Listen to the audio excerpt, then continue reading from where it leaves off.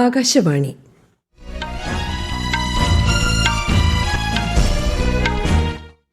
നമസ്കാരം. വാർത്തകൾ വായിക്കുന്നത് ബിന്ദു.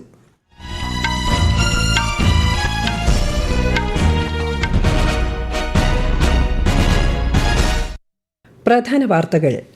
ഇന്ത്യൻ ഭരണഘടന അംഗീകരിച്ചതിന്റെ സ്മരണയിൽ രാജ്യം ഇന്ന് സംവിധാൻ ദിവസ് ആഘോഷിക്കുന്നു. രാജ്യത്തെ ജനങ്ങളുടെ ആത്മാഭിമാനവും അന്തസ്സും ഉറപ്പുവരുത്താൻ ഭരണഘടനയ്ക്ക് സാധിച്ചതായി രാഷ്ട്രപതി ദ്രൗപദി മുർമു. ലോകത്തിലെ ഏറ്റവും വേഗത്തിൽ വളരുന്ന ആഭ്യന്തര വ്യോമയാന വിപണികളിൽ ഒന്നാണ് ഇന്ത്യയെന്ന് പ്രധാനമന്ത്രി നരേന്ദ്രമോദി. ഇന്ന് ദേശീയ ക്ഷീരദിനം. 2025 ദേശീയ ഗോപാൽ രത്ന പുരസ്കാരങ്ങൾ കേന്ദ്രമന്ത്രി രാജീവ് രഞ്ജൻ സിംഗ് ന്യൂഡൽഹിയിൽ വിതരണം ചെയ്യും.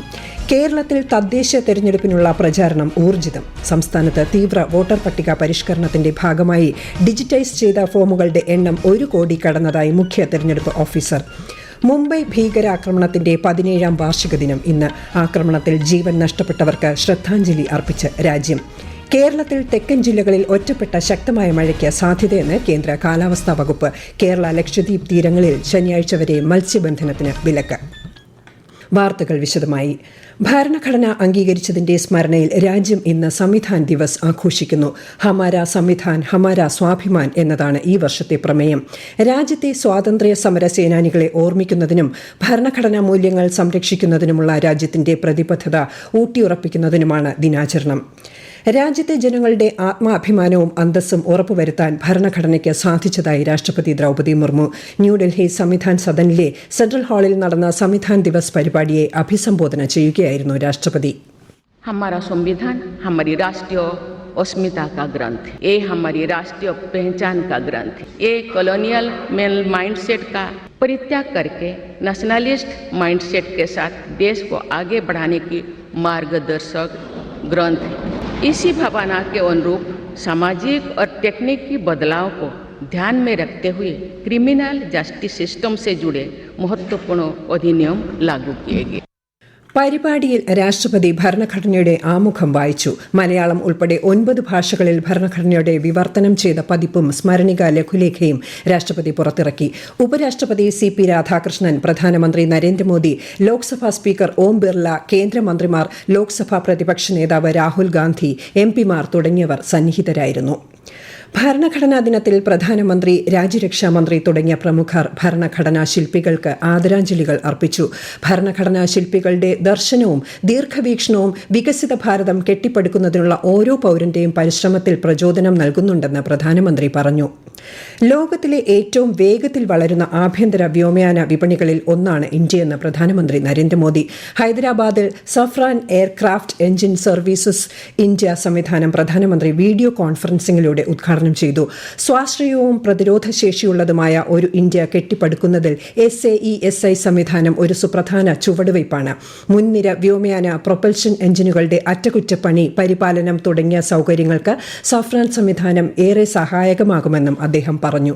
भारत के एविएशन सेक्टर में तेज एक्सपेंशन के चलते maintenance, repair and overhaul MRO की सुविधाओं की जरूरत बढ़ रही है. हमारा 85% MRO का काम देश के बाहर होता रहा है. इससे खर्च बढ़ता था, समय ज्यादा लगता था और एयरक्राफ्ट लंबे समय तक ग्राउंडेड रहते थे.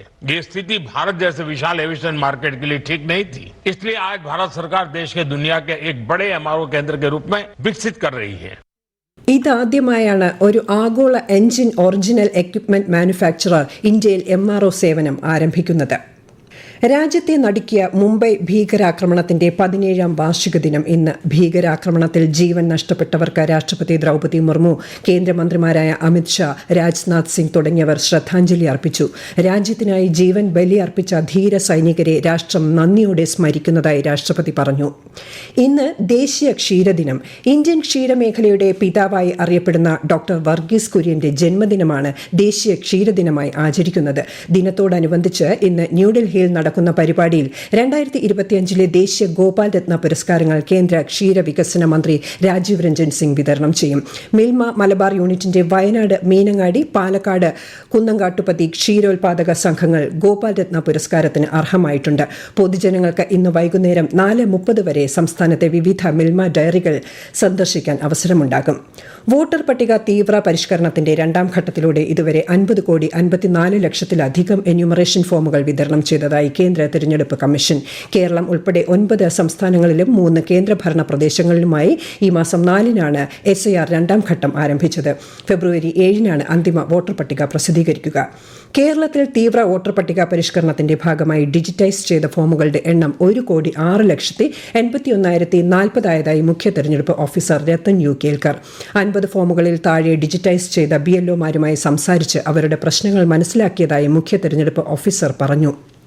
കേരളത്തിൽ തദ്ദേശ തെരഞ്ഞെടുപ്പിനുള്ള പ്രചാരണം ഊർജിതമായി പുരോഗമിക്കുന്നു. ഡ്യൂട്ടിയിലുള്ള സമ്മതിദായകർക്കുള്ള തപാൽ ബാലറ്റുകൾ ഇന്നു മുതൽ വിതരണം ചെയ്യും. പോളിംഗ് സ്റ്റേഷനിൽ ഡ്യൂട്ടിക്ക് നിയോഗിക്കപ്പെടുന്നവർ, തിരഞ്ഞെടുപ്പ് സുരക്ഷാ ചുമതലകളിൽ നിയോഗിക്കപ്പെടുന്ന പോലീസ് ഉദ്യോഗസ്ഥർ, ഒബ്സർവർമാർ, സെക്ടറൽ ഓഫീസർമാർ തുടങ്ങിയവർക്കാണ് തപാൽ ബാലറ്റിന് അർഹതയുണ്ടാകുക. സംസ്ഥാനത്ത് നവംബർ 9, 11 തീയതികളിലായാണ് വോട്ടെടുപ്പ്. ഈ വാർത്തകൾ ആകാശവാണിയിൽ നിന്ന്. ആകാശവാണി വാർത്തകളും വാർത്താധിഷ്ഠിത പരിപാടികളും All India Radio News Thiruvananthapuram YouTube ചാനലിലും All India Radio News Thiruvananthapuram Facebook പേജിലും AR News_ തിരുവനന്തപുരം ഇൻസ്റ്റഗ്രാം അക്കൌണ്ടിലും AR News_TVM X ഹാൻഡിലും ലഭ്യമാണ്. ഡൽഹി ചുവപ്പുകോട്ട ഭീകരാക്രമണ കേസിൽ ഒരാളെ കൂടി ദേശീയ അന്വേഷണ ഏജൻസി അറസ്റ്റ് ചെയ്തു. ആക്രമണം നടത്തിയ ഉമർ നബിക്ക് താമസ സൌകര്യം നൽകിയതിന് ഫരീദാബാദ് സ്വദേശി സോയാബിനെയാണ് NIA സംഘം അറസ്റ്റ് ചെയ്തത്. ഇയാൾ ആക്രമണം നടത്താൻ സഹായിച്ചതായും NIA കണ്ടെത്തി. കയറ്റുമതി വർദ്ധിപ്പിച്ച് ഇന്ത്യൻ സമ്പദ് വ്യവസ്ഥ വികസിപ്പിക്കുകയും കൂടുതൽ തൊഴിലവസരങ്ങൾ സൃഷ്ടിക്കുകയും ചെയ്യണമെന്ന് കേന്ദ്ര വാണിജ്യ വ്യവസായ മന്ത്രി പീയൂഷ് ഗോയൽ ന്യൂഡൽഹിയിൽ നടന്ന ബോർഡ് ഓഫ് ട്രേഡിന്റെ 4ാമത് യോഗത്തിൽ അധ്യക്ഷത വഹിക്കുകയായിരുന്നു അദ്ദേഹം. ഇന്ത്യയുടെ കയറ്റുമതി വളർച്ച വർദ്ധിപ്പിക്കുന്നതിന് ശക്തമായ കേന്ദ്ര സംസ്ഥാന പങ്കാളിത്തം ആവശ്യമാണെന്നും ശ്രീ ഗോയൽ പറഞ്ഞു. Whether it is the launch of Eurasia FTA with Russia and the other Central Europe or Asian countries, whether it is the discussions we have had with South Africa leading the SACU region for a potential free trade agreement, or the discussions to have a second phase PTA with Mercosur with Brazil in the lead. പുതിയ തൊഴിൽ നിയമങ്ങൾ തൊഴിലാളികൾക്ക് minimum വേതനവും സാമൂഹിക സുരക്ഷയും ഉറപ്പാക്കുന്നതിൽ പരാജയമാണെന്ന തരത്തിൽ സമൂഹ മാധ്യമങ്ങളിൽ പ്രചരിക്കുന്ന വാർത്തകൾ തെറ്റാണെന്ന് കേന്ദ്ര സർക്കാർ. 90% തൊഴിലാളികളും അസംഘടിത മേഖലകളിലാണെന്നും അവർ ഈ നിയമപരിധിക്ക് പുറത്താണെന്നുമുള്ള പ്രചാരണങ്ങൾ വ്യാജമാണെന്നും പ്രസ് ഇൻഫർമേഷൻ ബ്യൂറോയുടെ വസ്തുതാ പരിശോധനാ യൂണിറ്റ് അറിയിച്ചു. കേരളത്തിൽ തെക്കൻ ജില്ലകളിൽ ഒറ്റപ്പെട്ട ശക്തമായ മഴയ്ക്ക് സാധ്യതയെന്ന് കേന്ദ്ര കാലാവസ്ഥാ വകുപ്പ്.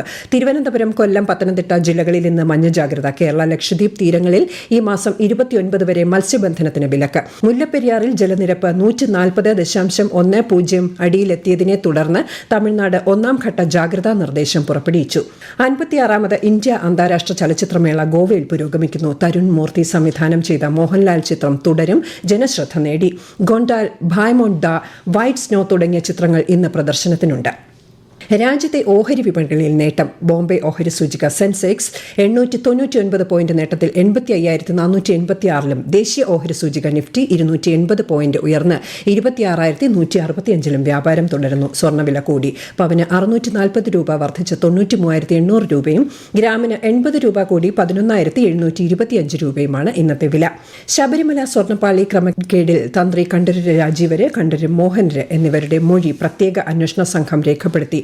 ദേവസ്വം ഉദ്യോഗസ്ഥർ പറഞ്ഞത് പ്രകാരം അറ്റകുറ്റപ്പണിക്ക് ദൈവഹിതം നോക്കി അനുമതി നൽകുക മാത്രമാണ് ചെയ്തതെന്ന് തന്ത്രി കണ്ഠരര് രാജീവര് പറഞ്ഞു. ക്ഷേത്രത്തിൽ ജോലി ചെയ്തിരുന്ന നിലയിൽ ഉണ്ണികൃഷ്ണൻ പോറ്റിയെ അറിയാമെന്നും അദ്ദേഹം അന്വേഷണ സംഘത്തിന് മുന്നിൽ മൊഴി രേഖപ്പെടുത്തിയ ശേഷം മാധ്യമങ്ങളോട് പ്രതികരിച്ചു. പ്രധാനമന്ത്രി നരേന്ദ്രമോദി ആകാശവാണിയിലൂടെ ജനങ്ങളുമായി ആശയങ്ങൾ പങ്കുവയ്ക്കുന്ന പ്രതിമാസ റേഡിയോ പരിപാടി മൻ കി ബാത് ഈ മാസം 30 രാവിലെ 11 മണിക്ക് ആകാശവാണിയുടെ എല്ലാ നിലയങ്ങളും ദൂരദർശനും പരിപാടി പ്രക്ഷേപണം ചെയ്യും. മൻ കി ബാത്തിലേക്കുള്ള ആശയങ്ങളും നിർദ്ദേശങ്ങളും മറ്റന്നാൾ വരെ 1800117800 എന്ന ടോൾ ഫ്രീ നമ്പറിലൂടെ അറിയിക്കാം. പ്രധാന വാർത്തകൾ വീണ്ടും. ഇന്ത്യൻ ഭരണഘടന അംഗീകരിച്ചതിന്റെ സ്മരണയിൽ രാജ്യം ഇന്ന് സംവിധാൻ ദിവസ് ആഘോഷിക്കുന്നു. രാജ്യത്തെ ജനങ്ങളുടെ ആത്മാഭിമാനവും അന്തസ്സും ഉറപ്പുവരുത്താൻ ഭരണഘടനയ്ക്ക് സാധിച്ചതായി രാഷ്ട്രപതി ദ്രൗപദി മുർമു. ലോകത്തിലെ ഏറ്റവും വേഗത്തിൽ വളരുന്ന ആഭ്യന്തര വ്യോമയാന വിപണികളിൽ ഒന്നാണ് ഇന്ത്യയെന്ന് പ്രധാനമന്ത്രി നരേന്ദ്രമോദി. ഇന്ന് ദേശീയ ക്ഷീരദിനം. 2025 ദേശീയ ഗോപാൽ രത്ന പുരസ്കാരങ്ങൾ കേന്ദ്രമന്ത്രി രാജീവ് രഞ്ജൻ സിംഗ് ന്യൂഡൽഹിയിൽ വിതരണം ചെയ്യും. കേരളത്തിൽ തദ്ദേശ തെരഞ്ഞെടുപ്പിനുള്ള പ്രചാരണം ഊർജിതം. സംസ്ഥാനത്ത് തീവ്ര വോട്ടർ പട്ടിക പരിഷ്കരണത്തിന്റെ ഭാഗമായി ഡിജിറ്റൈസ് ചെയ്ത ഫോമുകളുടെ എണ്ണം 1 കോടി കടന്നതായി മുഖ്യ തെരഞ്ഞെടുപ്പ് ഓഫീസർ. മുംബൈ ഭീകരാക്രമണത്തിന്റെ 17ാം വാർഷിക ദിനം ഇന്ന്. ആക്രമണത്തിൽ ജീവൻ നഷ്ടപ്പെട്ടവർക്ക് ശ്രദ്ധാഞ്ജലി അർപ്പിച്ച് രാജ്യം. കേരളത്തിൽ തെക്കൻ ജില്ലകളിൽ ഒറ്റപ്പെട്ട ശക്തമായ മഴയ്ക്ക് സാധ്യതയെന്ന് കേന്ദ്ര കാലാവസ്ഥാ വകുപ്പ്. കേരള ലക്ഷദ്വീപ് തീരങ്ങളിൽ ശനിയാഴ്ച വരെ മത്സ്യബന്ധനത്തിന് വിലക്ക്. വാർത്തകൾ കഴിഞ്ഞു. അടുത്ത വാർത്താ പ്രക്ഷേപണം വൈകിട്ട് 6:30.